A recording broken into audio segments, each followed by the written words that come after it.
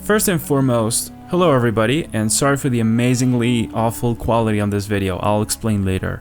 So this is a character from my IP, my first proper personal project where I create my own universe based on the way I perceive, and I'll tell you more about it on a dedicated video because I'm still figuring out most of this stuff. So you can check my blog on Artstation if you want. On my first blog post, I talk about the origins of all this idea and a little bit of my initial steps into the project. So the link is in the description of this video if you want to check it out, and it includes sketches and old paintings and drawings, just like my portfolio actually, but not anymore actually, because this year I have been focusing on revamping my portfolio with all the new designs I came up with on this project. So I'm currently posting all new paintings and concept art I made recently, which I only showed at Lightbox in LA, where I got tons of feedback from a lot of industry professionals. I got to meet legends from the art community, and also God, I gotta make a video about this event and, well, about the trip to LA itself. So when I came back home, I felt encouraged to try Infinite Painter. It has lots of nice tools and awesome brushes that I like a lot. In fact, I think I already found my favorite one to sketch with, which is called Velocity Pen. You can set any tool as a shortcut, so it comes very handy to quickly enable or disable things like symmetry or stuff like that, since they are like one click away. Now, addressing the quality of this process video, it turns out this app does record your process, but unfortunately, I didn't know you had to manually adjust the recording quality in each new project.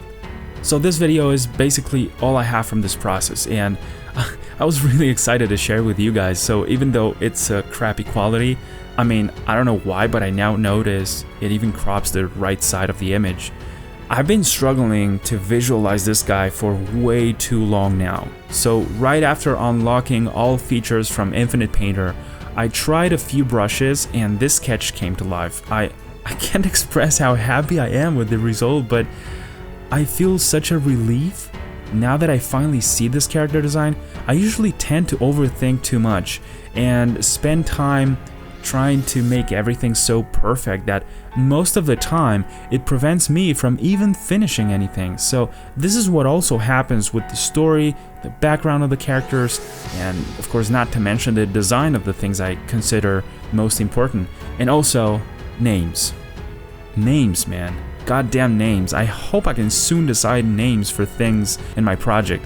It's not cool to always refer to them as the main guy, the main creature, you know, the temple of the good guys, all that stuff. So the challenge for me was to imagine, what does the clothes or the armor look like? This would depend on the cultural background and the story and all the things I haven't really figured out yet, as I mentioned earlier, but I feel like I'm slowly making progress on that, and I guess progress is still progress, right? Guys, it brings a lot of joy to me to have finally decided to put all my favorite things like medieval vibes, armor, magic, creatures, you know, this archetype of man and beast working as a team, you know, balancing all this fantasy related stuff into my own universe. I can't wait to show and explain more of it to you guys, and I hope you enjoy it as much as I do. Thank you so much for your support. I really appreciate it. Seriously, I'm so thankful for all of this. I hope I can see you in the next video, everyone. But until then, take care, stay creative, and have a good one. Bye-bye, guys.